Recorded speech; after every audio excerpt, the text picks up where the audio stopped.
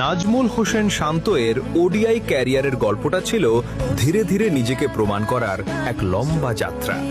যুব ক্রিকেট থেকেই শান্তকে ভবিষ্যতের বড় তারকা হিসেবে দেখা হতো।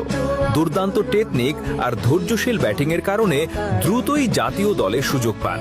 কিন্তু ওডিআই ক্যারিয়ারের শুরুটা ছিল অনেক কঠিন।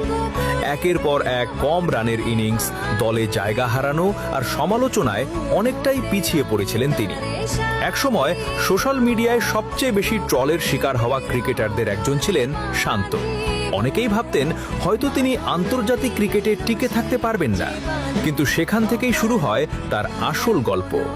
টার্নিং পয়েন্ট আসে যখন তিনি নিজের ব্যাটিং স্টাইল বদলাতে শুরু করেন। আগের তুলনায় আরও আত্মবিশ্বাসী ও আক্রমণাত্মক হয়ে ওঠেন। বিশেষ করে 2023 এশিয়া কাপ ও বিশ্বকাপের সময় তার ধারাবাহিক পারফরমেন্স সবাইকে নতুন করে মুগ্ধ করে। দলের কঠিন মুহূর্তে দায়িত্ব নিয়ে ইনিংস গড়া শুরু করেন তিনি।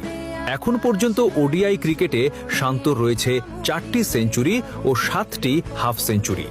তার ব্যাট থেকে এসেছে গুরুত্বপূর্ণ অনেক ম্যাচ জেতানো ইনিংস।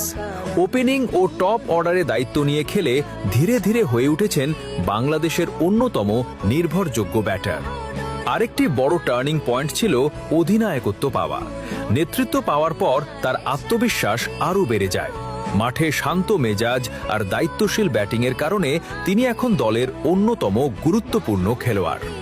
আজকের নাজমুল হোসেন শান্ত মানে শুধু একজন ব্যাটার না, বরং ব্যর্থতা থেকে ঘুরে দাঁড়ানোর এক জীবন্ত উদাহরণ।